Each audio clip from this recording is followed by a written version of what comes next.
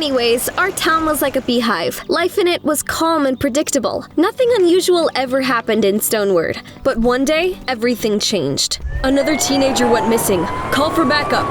Hi, I'm Emily. Let me start at the beginning. My parents owned an apiary. Ever since I was a kid, I adored bees and everything to do with them. I want these flower earrings. Oh, Emily, what am I to do with you? Honey, isn't that too much, honey? Honey is the food of the gods. The only thing I loved more than bees was dreaming. I'd always had a vivid imagination. One day, I was sitting in the schoolyard and dreaming I was an adult princess. I had servants who did my hair and brought me honey cakes for breakfast. Are you daydreaming again, midget? Leave me alone. That's my brother Luke. He's not a bad guy, but sometimes he was terribly annoying. Luke, is your sister always so weird? And that's his best friend Dylan. Those two deserved each other. Leave her alone. Who are you, Ginger? I'm new here. Call me that again and you'll regret it. Whatever, Ginger. May got mad and pounced on Dylan. Ow, my ear! You psycho! That girl bit Dylan's ear. It was awesome. Her name turned out to be May. She just transferred to my class. You could say it was friendship at first sight. I was an incorrigible dreamer, and May was pushy and a little mean, so we complemented each other perfectly. We grew up together and had no secrets from each other. Well, there was one thing I didn't even tell May about.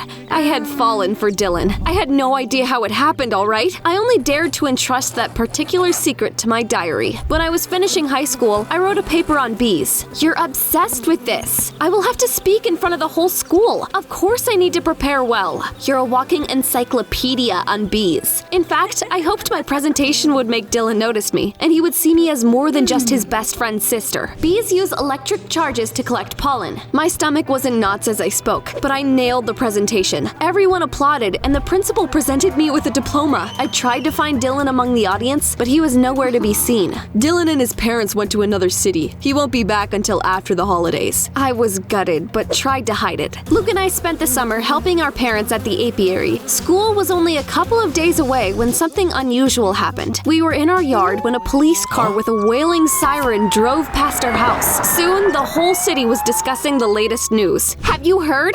Lexi is missing! Yeah, I watched the news. Lexi was our classmate. The cops searched the whole city, and volunteers helped them comb through the forest. May and I helped put up posters and ask passerbys if they'd seen anything, but Lexi was never found. I heard she was a troubled teenager. She probably just ran away. Everyone would have probably forgotten about poor Lexi's disappearance if another person hadn't gone missing a week later. Soon after that, May and I went back to school. If we reach the end, we'll be able to kill the dragon. I can't even beat the second level. There are only nerdy gamers around. That afternoon, I realized that Luke wasn't at school. He was an excellent student and never skipped classes. That's weird. Where did he go? He could be helping your dad at the apiary, but when I got home, he wasn't there either. Luke wasn't answering his phone, and I started to worry. When he didn't show up the next morning, Mom and Dad started freaking out. What do you mean it's too soon to worry? My son is missing. Don't panic. He might just be with his friends. I was worried out of my mind all day. Eat it. The honey cake's magical power will cheer you right up. You always know what I need. I can't stop thinking about Lexi. What if these disappearances are connected? I hope not. The next day, Luke didn't come to school again, and May got an idea. Peter, the sheriff's son, was a classmate of ours. Of course he's a little weird, but what if we could convince him to help us? That evening, we came to Peter's house. What do you want? My brother is missing. Could you talk to your dad and get him to start looking for him? At first, Peter hesitated, but eventually, we talked him into helping us. Okay, I'll try. We were about to leave when the sheriff's car stopped by the house.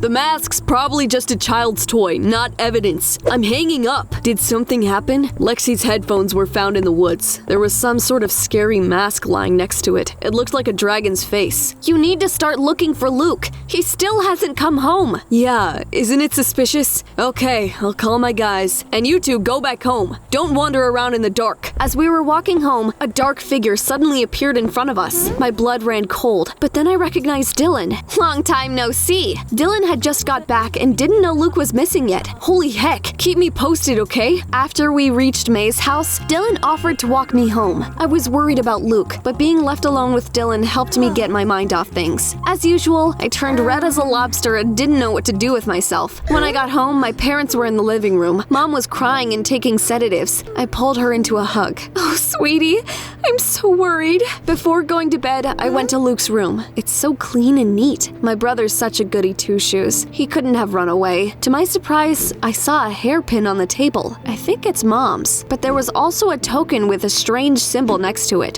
What is this? I put the token back in its place and went down to the living room. I think you left this in Luke's room. Yes, thank you. Mom was shaking from stress, and I felt really sorry for her. The next day, Peter invited May and me to an unusual place after school. It was an abandoned trailer. Dylan came along. This is my secret lair. Not bad. Chairs, a table. Oh, is that a barbecue? I brought sausages. You're not as weird as everyone says. Thanks, I guess.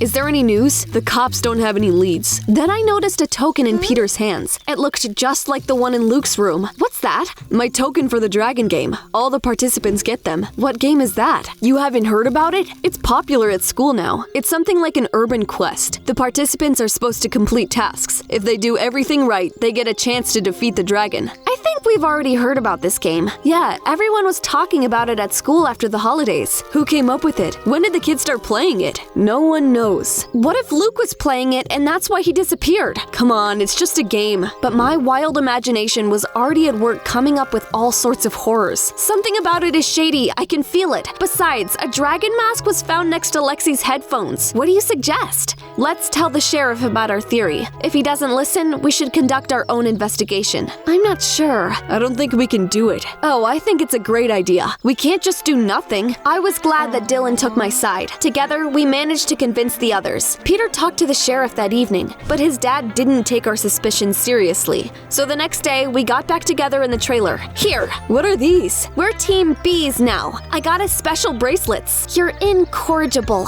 I think we should take part in the dragon game. Peter already has a token, so we can just play with him. I agree. When we reach the final level, we'll find out what happened to Lexi and Luke. I've already beat the first level and got a hint for the next one. It seems we need to go to the central square. When we arrived, there was practically no one there. What now? Look for the next clue. I think I see something. Here it is. Over the next couple of days, we did all sorts of tasks around town. The cops kept looking for Luke, but didn't seem to be getting anywhere. One night, I was woken up by Peter's call. Dad has just been called to work. Another teenager is missing. Soon, Team B snuck into the police station and overheard the cops talking. Dean Thomas has not come back home. We have a pattern. Dean Thomas is one of the guys who talked about the dragon game, remember? You're right. Now, even May and Peter believed I was right. That damn game was connected to the disappearances. We were about to leave when we noticed a suspicious man next to the station. That's Mr. Collins, Lexi's dad. Mr. Collins suddenly noticed us and frowned. Stay out of this. His gaze sent a shiver down my spine. Mr. Collins looked like a madman. As Dylan walked me home, I was still shaking. Are you cold? Oh, my face turned red like a red traffic light. Luckily, it was pretty dark. Mr. Collins is kind of weird. I think so too. The next day, Dylan called us to the trailer again. I followed Mr. Collins last night. He was acting weird and wandering around the forest. Maybe he just lost it after his daughter went missing. I'm sure there's more to it. That evening, we realized Dylan was probably right. When I got home, I saw Mr. Collins in our yard. He was arguing with my mom, and she looked terrified. When Mr. Collins saw me, he quickly got into the car and drove away. What was he doing here? He's just a wacko. The next day, Team B's beat several more levels of the game. It was hard, but we did it. This seems to be the last clue. At midnight, the wood song spreads like wildfire. Stoneword is a city of liars. So we need to go back to the forest at midnight? What if we don't come back like the others? We need to get to the end of the game and see. We talked everything through and decided to go to the forest at night, but send the sheriff our coordinates as soon as we find the dragon. An hour before midnight, we snuck out of the house. We walked through the forest, lighting the way with pocket flashlights. At some point, I tripped over a root and almost fell. Careful! When I looked up, I saw a figure ahead. The stranger was wearing a dragon mask. Follow them! Soon, we found ourselves in an empty clearing. Where is he? It's like he's vanished into thin air. Hey, look what I found. It's the symbol from the tokens. We took a closer look and realized we were standing over a manhole cover. This is insane! I think it's time to call the police. Going down there by ourselves is suicide. Everyone agreed with Peter until a familiar voice came down from below. Somebody help! It's Luke! Without thinking twice, I started down the stairs. Dang it! Dylan ran after me. After a brief moment of hesitation, May followed us. I'll stay here and wait for the police. We found ourselves in abandoned catacombs, and then the masked figure appeared ahead of us again. We ran after it and soon ended up in a room. There was a guy in a creepy dragon mask sitting at a table, and the person who lured us there was standing next to him. Congratulations! You've reached the final level and get a chance to fight the dragon. Decide which one of you will play. That voice! Lexi? Nothing gets past you. If Lexi brought us there, the dragon was probably Mr. Collins. Their family was crazy.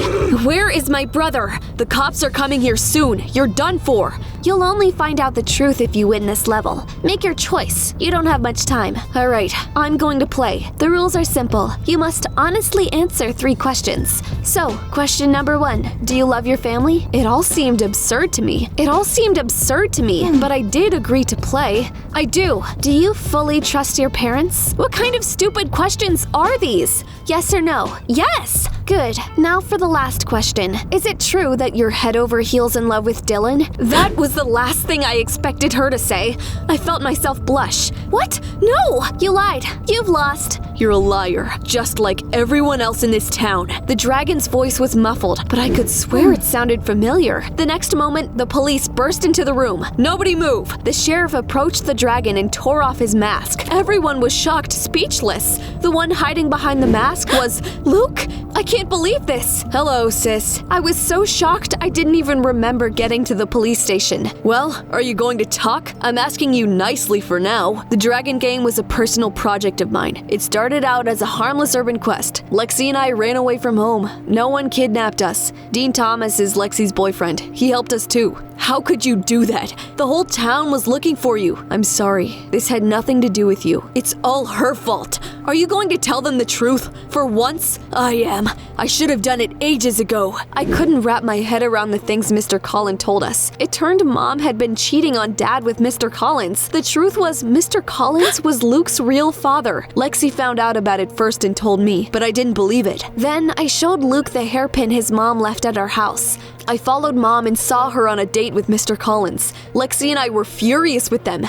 I wanted them to regret what they did, so I ran away and created this game. I'm tired of being good. But how did you find out about the catacombs? They're not even on the city map. I found the entrance a few years ago. It was my little secret. The truth shocked everyone. Feeling like I could hardly breathe, I went outside. As I looked at the night sky, tears streamed down my face. Hey, Dylan hugged me and patted my hair. I snuggled up to him and buried my face in his shoulder. Luke has a right to be angry, but he shouldn't have done that to you. It was only at that moment that it dawned on me my biggest secret had been revealed. Luke must have read my diary and found out about my crush on Dylan. Even a day ago, I would have wanted to sink through the floor, but after everything that happened, it seemed silly. Do you really love me? This time, I couldn't lie. I do. I fell for you too. You were so amazing and brave. At that moment, thunder rumbled and cold drops fell on our faces. Life at Stoneword had always been calm and predictable, but that was just an illusion that was washed away by the night rain. After that, Luke and Lexi were sent to a strict private school.